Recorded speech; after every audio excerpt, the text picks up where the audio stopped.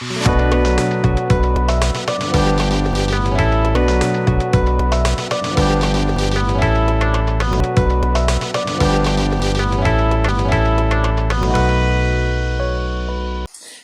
दोस्तों, आज मैं आपको बताऊंगा how can your small investment make you financial free. मैं आपको बताऊंगा what is the difference between asset and the liabilities. हम गाड़ी खरीद लेते हैं लेकिन वो हमारे काम की नहीं होती, एसेट है या लायबिलिटीज है वो हमारे लिए। हम मोबाइल खरीद लेते हैं महंगा, वो एसेट है या लायबिलिटी है, ये आपकी फाइनेंशियल कंडीशन पर डिपेंड करता है। आज मैं आपको बताऊंगा कि आप किस तरीके से अच्छी प्लानिंग करके फाइनेंशियली स्ट्रांग बन सकते हैं, अपने को फाइनेंशियली फ्री रख सकते हैं। आज की वीडियो में जो आपको जानकारी मिलने वाली है, ये किसी फाइनेंशियल सिस्टम में, किसी एजुकेशन सिस्टम में नहीं पढ़ाई जाती। ये जीवन के बिल्कुल प्रैक्टिकल से जुड़ी हुई जानकारी है। यह जानकारी आपके बहुत काम आने वाली है, इसलिए वीडियो को अंत तक देखिए और अपनी स्ट्रांग फाइनेंशियल प्लानिंग बनाइए। आज उन 7 एसेट के बारे में बताऊंगा जो आपको फाइनेंशियल फ्री बना सकती हैं। फाइनेंशियल फ्रीडम का मतलब क्या है? आर्थिक आजादी, फाइनेंशियल फ्रीडम हम सभी लोगों के लिए एक सपने की तरह होती है। जब आपको अपने जीविका के लिए, आजीविका के लिए और भविष्य को लेकर कोई चिंता न करनी पड़े, उसको कहते हैं फाइनेंशियल फ्रीडम। उसके लिए आपको थोड़े थोड़े सुधार करने होते हैं, अपने जीवन में अनुशासन लाने होते हैं, फाइनेंशियल डिसिप्लिन लाने होते हैं, जिससे आप धीमे धीमे फाइनेंशियल फ्री होते चले जाते हैं और चिंता मुक्त जीवन जीने लगते हैं। सबसे पहले तो अपने गोल को डिफाइन कीजिए। फाइनेंशियल गोल आपके क्या हैं और आपको कहां तक पहुंचना है। एक अंधी दौड़ में मत भागिए और अपने गोल को डिसाइड कीजिए। एक इमरजेंसी सेविंग फंड बनाइए जो आपको आपकी इमरजेंसी में काम आएगा। कभी मेडिकल इमरजेंसी हो सकती है, कभी एजुकेशनल इमरजेंसी हो सकती है, या और भी बहुत सारी। एक अलग कॉर्पस, एक फंड बना लीजिए जिसमें थोड़ा थोड़ा इन्वेस्टमेंट करके उसको टच मत कीजिए। ये बहुत छोटा सा एक उपाय है। क्रेडिट कार्ड और डेब्ट जितने भी हैं उनको निजात पाने की कोशिश कीजिए। उनको उससे किस तरह फ्री हो सकते हैं? सबसे पहले जिसका इंटरेस्ट रेट सबसे ज्यादा है उनको, उस डेब्ट को आप धीमे धीमे कम कीजिए और क्रेडिट कार्ड यूज करना बंद कीजिए। क्रेडिट कार्ड का मतलब ही उधार का जीवन होता है। क्रेडिट मतलब उधार। तो क्रेडिट कार्ड जितना कम से कम यूज करें, रखें क्रेडिट कार्ड, लेकिन यूज करने के लिए आप स्ट्रांगली अपना एक डिसिप्लिन बनाएं कि बहुत ही परेशानी में होंगे, बहुत ही टाइट कंडीशन में होंगे, जब भी आप क्रेडिट कार्ड को यूज करेंगे तो आप देखेंगे कि धीमे धीमे आपको फाइनेंशियली स्ट्रांग होते चले जाएंगे। सबसे ज्यादा आप अपनी स्किल डेवलप करने पे काम कीजिए, आप अपने ऊपर काम कीजिए, तो आप देखेंगे आपकी इनकम के रिसोर्सेज बढ़ते चले जा रहे हैं। जब आप अपने पे काम करेंगे तो आपकी वैल्यू बढ़ेगी, और वैल्यू जब बढ़ती है तो इनकम भी बढ़ती है। और एक बजट रखिए जो अपने पे काम करने के लिए उस एक बजट अलग बनाइए।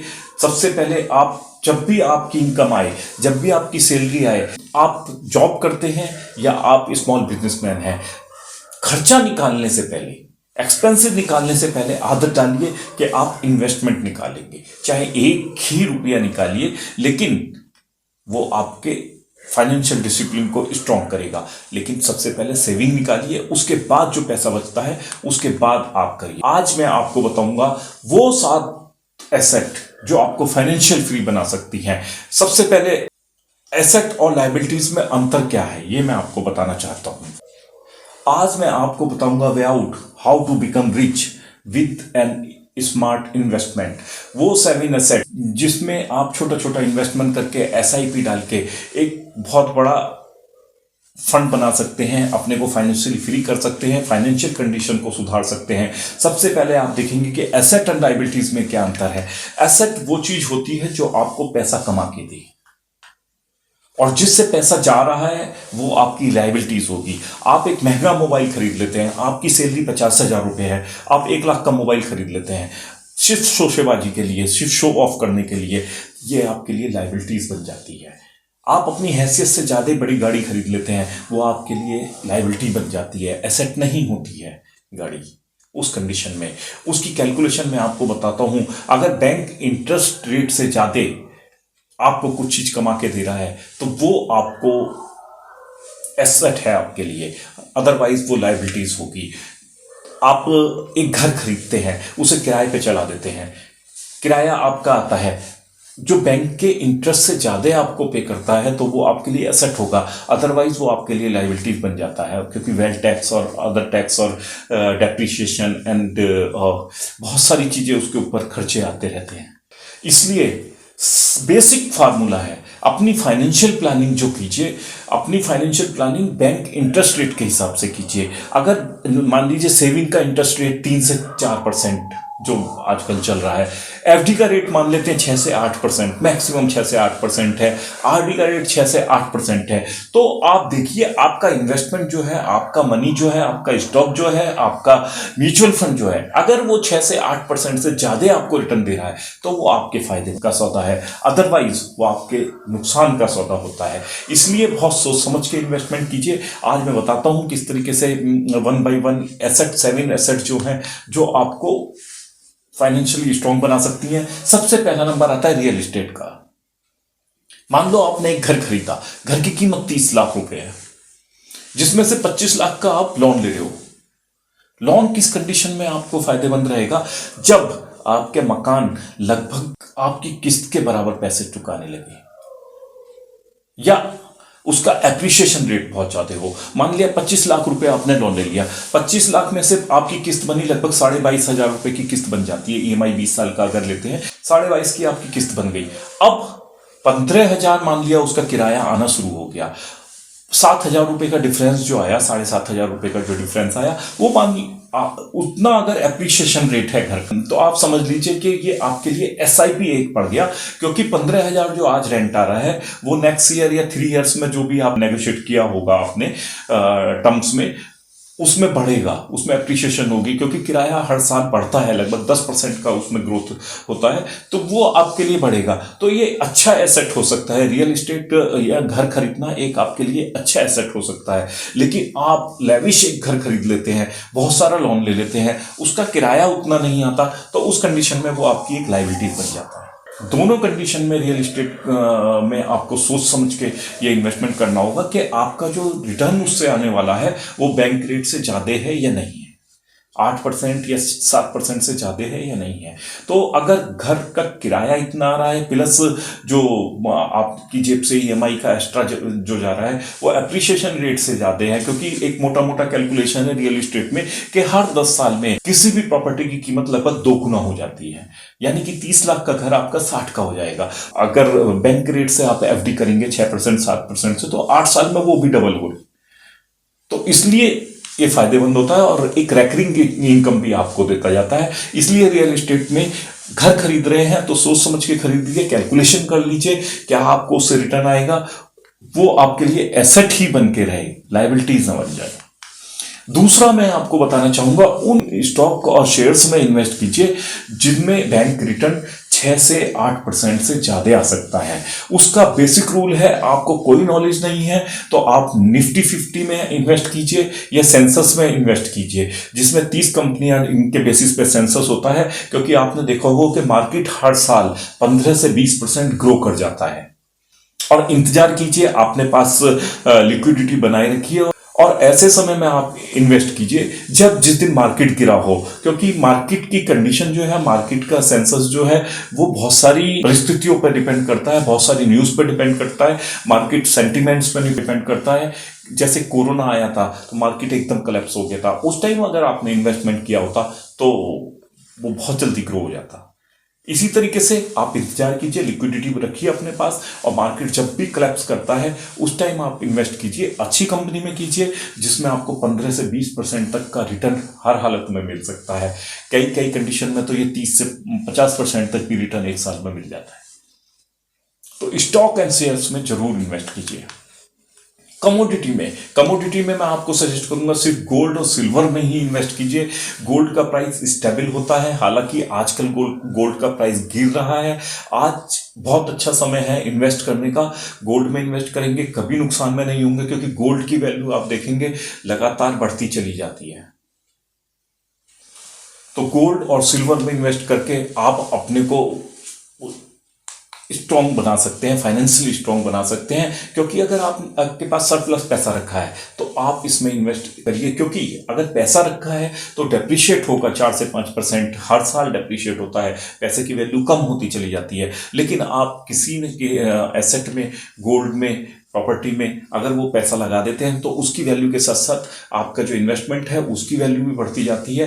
क्योंकि लिक्विड मनी अगर आप अपने पास रखेंगे, ज़्यादा दिन तक रखेंगे, तो उसकी वैल्यू डेप्रिशिएट होती है और वो 4 से 5% के रेट से घटती चली जाती है। इसलिए मैं सजेस्ट करूंगा, कमोडिटी में अगर जो आपको इन्वेस्ट करना है तो gold and silver best option हो सकते हैं। कंटेंट राइटिंग में, कंटेंट एसेट है आजकल की, इसमें यूट्यूब पे वीडियो बना के डालिए, गाने बनाइए और यूट्यूब पे अपलोड कीजिए। बहुत सारे प्लेटफॉर्म हैं अब जिस पे आपको मतलब अपने टैलेंट को एक एसेट में डेवलप कर सकते हैं और अपलोड करके पैसा कमा सकते हैं। जैसे कि बुक राइटिंग कीजिए, बुक में लॉयल्टीज आती है, बुक आपकी हिट होती है, जितनी कॉपी बिकती है उतना आपको उसकी लॉयल्टी मिलती चली जाती है। सॉन्ग क्रिएट कीजिए, सॉन्ग अपलोड कीजिए, बहुत सारे प्लेटफॉर्म होते हैं, OTT मीडिया होता है, अमेजन प्राइम होता है, नेटफ्लिक्स होता है, आजकल इतनी सारी सुविधाएं हैं, इन पे अपना कंटेंट, रियल कंटेंट आप बनाइए और अपलोड कीजिए। धीमे धीमे धीमे धीमे वो ग्रूम करते चले जाते हैं और आपको उसकी लॉयल्टी मिलती चली जाती है। शुरू में ये टफ होता है, लेकिन जितना ज़्यादा दिन तक आप इसमें काम करते रहेंगे, अपना आपको इम्प्रूव करते रहेंगे, तो आप देखेंगे धीमे धीमे धीमे धीमे आपको एक इनकम का जरिया बन जाता है। इसके अलावा एक कम्युनिटी बिल्डिंग का भी काम आप कर सकते हैं। सोशल मीडिया पे कम्युनिटी बिल्डिंग जैसे कि लल्लन टॉप हो गया, क्विक रेस्पॉन्स टाइप की खुली है, कुकू FM हो गया जिसमें बुक, ऑडियो बुक होती हैं, इस तरीके का ऐप डेवलप कीजिए और उससे कम्युनिटी बिल्डिंग वाले ऐप जो हैं ये बहुत ही ज़्यादा आजकल इनकम का एक बहुत बड़ा सोर्स बन गया है। Alex.com हो गया, T सीरीज अपने में हो गया, ये इस तरीके का एक प्लेटफॉर्म, पॉडकास्ट बना के आप एक इनकम का जरिया बना सकते हैं। ये आपकी एक सोशल एसेट बन सकती है, कंटेंट एसेट बन सकता है और बहुत सारे लोगों को जोड़ के आप उससे इनकम एक अपनी जनरेट कर सकते हैं। नेक्स्ट आता है म्यूचुअल फंड। आप लोगों को शेयर्स की नॉलेज नहीं होती है, उस कंडीशन में आप क्या कर सकते हैं, शेयर मार्केट में पैसा लगाने के लिए एक फंड मैनेजर होते हैं। बहुत सारे इन्वेस्टर का पैसा थोड़ा लेते हैं और फंड मैनेजर होते हैं, वो बड़े टैलेंटेड बंदे होते हैं कि CA होते हैं, ज़्यादातर फाइनेंशियली नॉलेज रखते हैं फाइनेंस की अच्छी, और अच्छी कंपनियों में पैसा लगाते हैं। तो थोड़ा सा हिस्सा वो अपना उसमें से लेते हैं, 2% या 3% या 5% जो भी प्रॉफिट में से आता है, और बाकी आपके पैसे को वो ग्रो करते जाते हैं और आपके पैसे की वैल्यू बढ़ती जाती है और आप को रिस्क से सेफ रखते हैं। थोड़ा सेफ होते हैं म्यूचुअल फंड शेयर्स के मुकाबले, क्योंकि इसमें आपके पास नॉलेज नहीं होती तो आपका पैसा डूब जाता है, क्योंकि पैसा तो उतना ही होता है। जिनको नॉलेज होती है वो उसमें से पैसा कमा के निकल जाते हैं और आपका पैसा चला जाता है। लेकिन इसमें सिक्योरिटीज में वो जो पैसा लगाते हैं वो एक्सपर्ट होते हैं, फंड मैनेजर जो होते हैं एक्सपर्ट होते हैं, इन फाइनेंशियल नॉलेज उनको ज़्यादा होती है, वो आपको अच्छा रिटर्न दिला सकते हैं। कई म्यूचुअल फंड तो 5 से लेकर 30% तक भी आपको रिटर्न दिलाते हैं। तो ये म्यूचुअल फंड में भी इन्वेस्टमेंट करके आप अपने को फाइनेंशियली फ्री रख सकते हैं। अच्छा इन्वेस्टमेंट होता है, लॉन्ग टर्म के लिए कीजिए, SIP इसमें डाल सकते हैं। मोटा इन्वेस्टमेंट में नहीं कर सकते तो हर महीने 500 रुपये, 1000 रुपये, 2000 रुपये डालिए, लेकिन इनकम में से सबसे पहले इन्वेस्टमेंट निकालिए, उसके बाद एक्सपेंसेस करिए। ये अपने आदत में शामिल कर लीजिए। म्यूचुअल फंड में डालना है, गोल्ड में डालना है, लेकिन इन तरीके के इन्वेस्टमेंट में आप छोटे से इन्वेस्टमेंट से भी अपनी एक फाइनेंशियली स्ट्रॉन्ग पोजीशन बना सकते हैं। इसके अलावा आजकल के कॉन्सेप्ट में चल रहा है ऐप बिल्डिंग। तरह तरह के जो स्टार्टअप्स आ रहे हैं वो एक ऐप बनाते हैं और बड़ा स्टार्टअप के रूप में अपने को प्रूव कर देते हैं। 80,000 के आसपास करीब स्टार्टअप इस टाइम इंडिया में वर्किंग है, जिसमें से बहुत तेजी से और नए भी आते चले जा रहे हैं। कोविड के बाद बहुत सारे स्टार्टअप ने एक बहुत स्पाइरल किया है, मतलब ग्रोथ रेट उनका एकदम रॉकेट स्पीड से ग्रोथ किया है। जैसे बायजूस हो, फिजिक्स वाला हो, एजुकेशनल ऐप बनाइए, फ्री एजुकेशन बांटिए। ऐप का खर्चा ज़्यादा 2-4 हज़ार 5 हज़ार आता है और बहुत ही एडवांस बनाए तो 4 से 5 लाख रुपए तक का एक एडवांस ऐप बन सकता है, जिसमें सारी पेमेंट ऑप्शन वगैरह वो होते हैं। आप एक ऐप बनाइए, किसी बड़ी प्रॉब्लम को सोल्व करने की कोशिश कीजिए। कम्युनिटीज की जो बड़ी प्रॉब्लम आप सोल्व करेंगे तो आप स्टार्टअप अपना चालू कर सकते हैं। बहुत सारे स्नैपडील हो गया, जेप्टो हो गया, 10 मिनट में ग्रोसरी घर पे पहुंचाने का। एक इस तरीके का मतलब कुछ कॉन्सेप्ट लाइए और वो छोटा सा ऐप बनाइए और सप्लाई शुरू कर दीजिए। आप देखिए वो ई कॉमर्स के मार्केट में फ्लिपकार्ट ले लीजिए, स्नैपडील ले लीजिए और अमेजन ले लीजिए, ये सब एक ऐप से ही शुरू हुआ है। ये बहुत बड़ी एसेट है। ये आप आज की दुनिया का अगर सबसे फास्ट अर्निंग है या इन्वेस्टमेंट आप कह सकते हो तो वो ऐप में कीजिए और उसको डेवलप करने की कोशिश कीजिए, क्योंकि इससे आप बहुत जल्दी फाइनेंशियली फ्री हो सकते हो। एजुकेशन ऐप में आप डालिए, एजुकेशन दीजिए बच्चों को। छोटा सा ऐप बनाइए, लोग जुड़ते चले जाएंगे, आपका कंपनी बड़ा हो जाएगा। आप ऐप के बल पे ही आपकी कंपनी खड़ी हो जाएगी। गेमिंग ऐप बहुत सारे चल रहे हैं, इस तरीके का आप भी डेवलप कर सकते हैं। लोगों को इंटरेस्ट होता है, गेम खेलते रहते हैं मोबाइल पे, COD मोबाइल, लूडो, पबजी। आजकल एक नया आया है Team11, Dream11, बहुत ही तेजी से मतलब लोगों को इंटरेस्ट आ रहा है। इस तरीके का कुछ नया आइडिया आप डेवलप कीजिए और ऐप बनाइए। कम्युनिटी बिल्डिंग का ऐप बनाइए, जैसे ललन टॉप हो गया है, पॉडकास्ट उसमें आप दे सकते हैं, इंटरव्यू उसमें कंडक्ट कर सकते हैं। इस तरीके के बहुत सारे ऐप चल रहे हैं जिसमें लोगों की सक्सेस स्टोरी उसमें आप दे सकते हैं। लोगों को जिन्होंने का नया आइडिया कुछ आया वो उसमें आप प्रसारित कर सकते हैं। इस तरीके की कम्युनिटी बिल्डिंग का अपना एक यूनिक आइडिया लाइए और इंटरव्यू कंडक्ट करके उस ऐप आगे बढ़ सकते हैं। उससे एक इनकम आपकी जनरेट हो सकती है, यूट्यूब पे के थ्रू या सोशल मीडिया के थ्रू या फेसबुक के थ्रू एक इनकम का जरिया वो बन सकता है। आजकल एक नया कॉन्सेप्ट और आया है जिसमें आप अपने टैलेंट को, फोटो बनाते हैं, पेंटिंग बनाते हैं या फोटोग्राफी का आपको शौक है तो फोटो आप अपलोड करते हैं, उसके बहुत सारे प्लेटफॉर्म आ गए हैं जिसमें अपनी फोटो अपलोड करके, अपना प्रेजेंटेशन PPT अपलोड करके आप एक इनकम जनरेट कर सकते हैं। और वो जितनी बार डाउनलोड होती है उतनी बार उसकी आपको लॉयल्टी मिलती है।